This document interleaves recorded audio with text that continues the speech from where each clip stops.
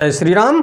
आइए चलते हैं हम आपको फिर पुनः प्रभु श्री राम के रामचरितमानस के अयोध्या कांड में, जिसको सुनने और पढ़ने मात्र से ही हमारा आपका देश संसार का कल्याण हो जाएगा। क्योंकि देखा जाए तो कलयुग में सिर्फ नाम का ही आधार रह गया है, इसके अलावा कुछ नहीं है। तो जहाँ तक हो सके कलयुग को पूर्ण रूप से ऐसा करिए कि जहाँ हम आप खड़े हों धर्म का ही नगाड़ा बजता रहे और प्रभु श्री राम के नाम का जयकारा लगता रहे। उसके बाद भोलेनाथ के श्री शिव महापुराण की कथाओं का जयकारा लगता रहे, श्रीमद् भागवत गीता की कथाओं का जयकारा लगता रहे। तो आइए चलते हैं हम आपको प्रभु श्री राम के रामचरितमानस की अयोध्या कांड की कथा में ओम श्री जानकी वल्लभो विजयते, इसके पश्चात विघ्नों को हरने वाले भगवान गणेश और विद्या की प्रदायिनी माँ सरस्वती के चरणों में शीश नवाते हुए विनम्र निवेदन करूँगा कि हमारे देश संसार में जहाँ भी भोलेनाथ के श्री शिव महापुराण की कथा हो रही हो, जहाँ भी प्रभु श्री राम के रामचरितमानस की कथा हो रही हो, उसे संपन्न करने में अपना पूर्ण योगदान दें। उसके साथ साथ हमारे ऊपर भी अपनी कृपा बनाए रखें कि मैं अपने मुखारबिंदु से प्रभु श्री राम के रामचरितमानस की कथा को आप तक पहुंचाने का पूर्ण प्रयास करूं। तो आइए चलते हैं हम आपको प्रभु श्री राम के रामचरितमानस के अयोध्या कांड में। तो सुनहु भरत हम झूठ न कहई, उदासीन तापस बन रहई, सब साधन कर सुफल सुहावा, लखन राम सिय दर्शन पावा। तो देखा जाए तो भरद्वाज जी भी समझा रहे हैं। तो मुनि भरद्वाज कह रहे हैं, हे भरत सुनो, हम झूठ नहीं कहते, हम उदासीन हैं, किसी का पक्ष नहीं करते, तपस्वी हैं, किसी की मुंह देखी नहीं कहते और वन में रहते हैं, किसी से कुछ प्रयोजन नहीं रखते। सब साधनों का उत्तम फल हमें लक्ष्मण जी, श्री राम जी और सीता जी का दर्शन प्राप्त हुआ। ये कौन कह रहा है? भरद्वाज मुनि और भरत जी को समझा रहे हैं कि हम पक्ष नहीं रखते और निष्पक्ष बात करते हैं। तो भरत को समझाने के बाद तपस्वी होने के साथ साथ किसी की मुंह देखी बात मैं नहीं करता, ये भैया भरत को समझा रहे हैं। महर्षि देखा जाए तो मुनि भरद्वाज, तेहि फल कर फल दरस तुम्हारा, सहित पयाग सुभाग हमारा, भरत धन्य तुम जसु जगु जगु जयऊ, कहि अस प्रेम मगन मुनि भयऊ, सीता लक्ष्मण सहित श्री राम दर्शन रूप उस महान फल का परम फल यह तुम्हारा दर्शन है। प्रयागराज समेत हमारा बड़ा भाग्य है।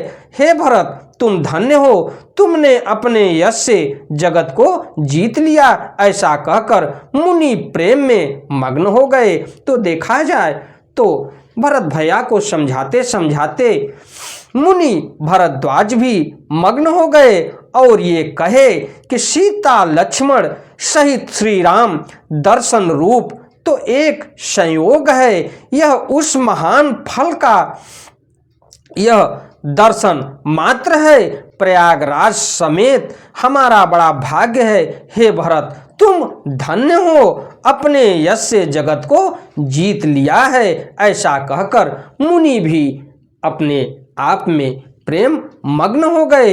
सुनि मुनि वचन सभासद हर्षे, साधु सराही सुमन सुर बरसे, धन्य धन्य धुनि गम गगन पयागा, सुनि सुनि भरत मगन अनुरागा।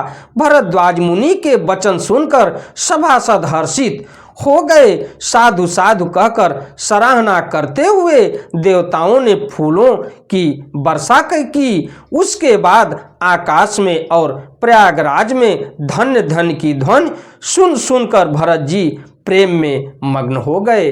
तो देखिए ये कितना बड़ा चमत्कार है हमारे ऋषि और महर्षियों का कि जिनके प्रभाव से उनके कुटिया में प्रवेश करने के बाद ये माया का प्रभाव है और उनके तपस्या का फल है कि एक हिंसक प्राणी भी अपनी अहिंसा को छोड़ के अपने सत्य धर्म पर जीने का पूर्ण प्रयास करता है तो ये गुरुओं का आशीर्वाद होता है और उनके तपस्या का फल होता है।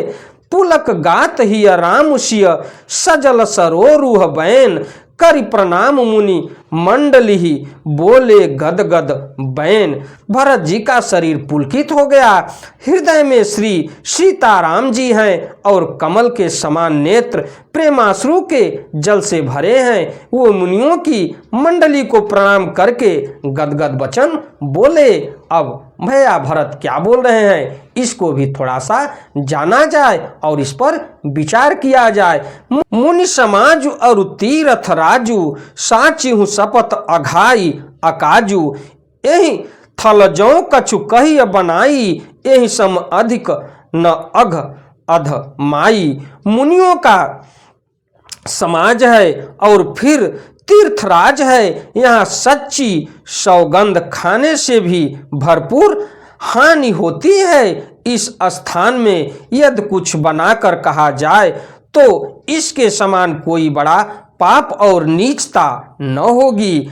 तुम सर्वज्ञ कहो सती भाऊ उर अंतर जामी रघुराऊ मोहिन मातु कर तब कर सोचू नहीं दुख जिय जग जानी पोचू।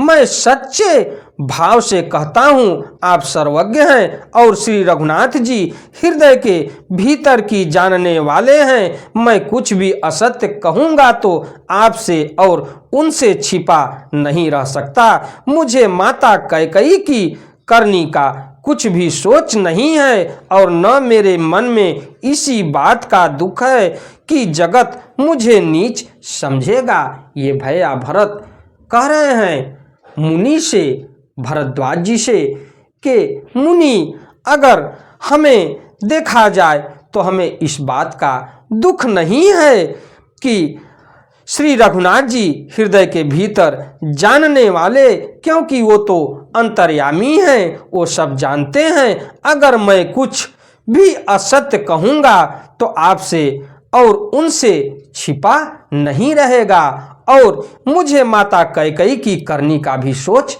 नहीं है। ना ही न डरु बिगरही परलोकु पितहु मरण कर मोहि न शोकु सुकृत सुजस भरी भुवन सुहाए लक्ष्मण राम सरिस सुत पाए।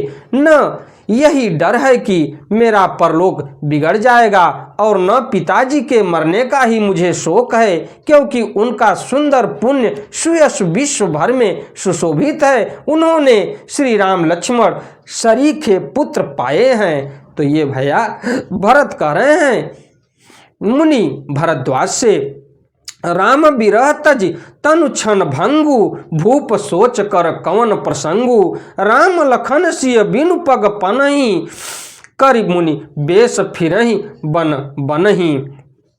फिर जिन्होंने श्री रामचंद्र जी के विरह में अपने क्षण भंगुर शरीर को त्याग दिया, ऐसे राजा के लिए सोच करने का कौन प्रसंग है। सोच इसी बात का है कि श्री राम जी, लक्ष्मण जी और माता सीता पैरों में बिना जूते के मुनियों का वेश बनाए वन वन में फिरते हैं। अजिन बसन फल असन मही शयन डासी कुशपात बस तरु तर नित सहत हिम आवतप वर्षा बात। वे वलकल वस्त्र पहनते हैं, फलों का भोजन करते हैं, पृथ्वी पर कुश और पत्ते बिछाकर सोते हैं और वृक्षों के नीचे निवास करके नित्य सर्दी गर्मी वर्षा और हवा सहते हैं। इसी चीज का भैया भरत को दुख है कि आज उनके पैरों में कुछ भी नहीं है और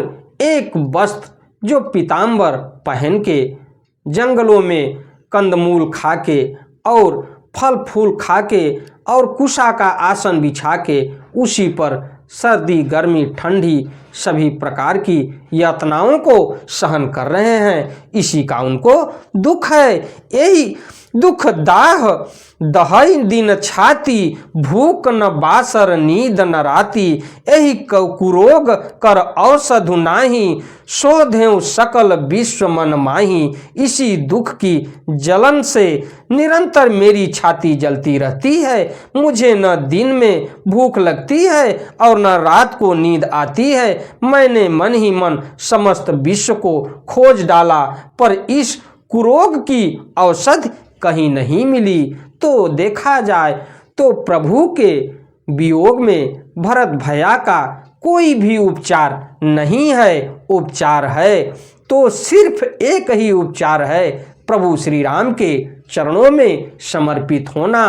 तो आगे देखा जाए कि आगे की कथा हमको क्या कहती है, क्योंकि वो मान चुके हैं कि हमारे रोग का कोई इलाज नहीं है। अगर इलाज है तो प्रभु श्री राम के चरणों से ही हमारा इलाज हो जाएगा। मात कुमत बढ़ई अध मूला, तेहि हमार हित किन्ह वसूला। कलि कुकाठ कर किन्ह कु जंतु, गाड़ी अवधि पढ़ी कठिन कुमंत्रु। माता का कुमत बुरा विचार पापों का मूल बढ़ई है। उसने हमारे हित का वसूला बनाया, उससे कलह रूपी कुकाठ का कुयंत्र बनाया और 14 वर्ष की अवधि रूपी कठिन कुमंत्र पढ़कर उस यंत्र को गाड़ दिया। यहाँ माता का कुविचार बढ़ई है, भरत को राज्य वसूला है, राम का वनवास कुयंत्र है और 14 वर्ष की अवधि कुमंत्र है। तो देखा जाए तो माता के लिए भैया भरत क्या कह रहे हैं कि उसने अपने पापों को बढ़ाने के लिए देखा जाए तो बढ़ई यानी जो लोहार का काम करता है, उसके हिसाब से उसके हित के लिए वसूला भी तैयार किया और कलह रूपी कुकाठ का कुयंत्र बनाया और प्रभु को 14 वर्ष का वनवास हुआ। तो कुमंत्र कठिन कुमंत्र पढ़कर उस यंत्र को गाड़ दिया। तो देखा जाए तो मंथरा के द्वारा वही विद्या पढ़ी माता कैकेयी, जो विद्या उसके कानों में और उसके दिल दिमाग में धस गई। तो उसको भैया भरत ने कुमंत्र पढ़ के यानी उसको कुमंत्र बताए, मंत्र नहीं बताए। या हो सकता है कि मंत्र पढ़ा होता तो ऐसी नौबत न आती, लेकिन पढ़ा गया तो क्या पढ़ा गया, कुमंत्र पढ़ा गया। तो कुमंत्र का मतलब उस यंत्र को गाड़ दिया। यहाँ माता का को विचार बढ़ई है, भरत को राज्य वसूला है, राम का वनवास कुयंत्र है और 14 वर्ष की अवधि कुमंत्र है। तो मोहि लग यहु कुठाटु तेहि ठाटा, घाले सी सब जगु 12 बाटा। मिटय कुजोगु राम फिर आए, बसई अवध नहीं आन उपाय। मेरे लिए उसने यह सारा कुठार बुरा साज रचा और सारे जगत को 12 बाट छिन्न भिन्न कर दिया। माता कैकेयी के लिए कह रहे हैं और उसके बाद करके नष्ट कर डाला। यह कुयोग श्री रामचंद्र जी के लौट आने पर ही मिट सकता है और तभी अयोध्या का बस सकती है, पुनः दूसरे किसी उपाय से नहीं। इसी के साथ मैं अपनी वाणी को विराम देते हुए अगली कथा में मैं आपसे फिर मिलता हूँ। हमारी वीडियो हमारी कथा आपको अच्छी लगे तो वीडियो को लाइक करिए, शेयर करिए, चैनल को सब्सक्राइब करिए, बेल आइकन दबाना न भूलिए, जिससे हमारी कोई भी महत्वपूर्ण वीडियो और या धार्मिक वीडियो आप तक शीघ्र पहुँचे।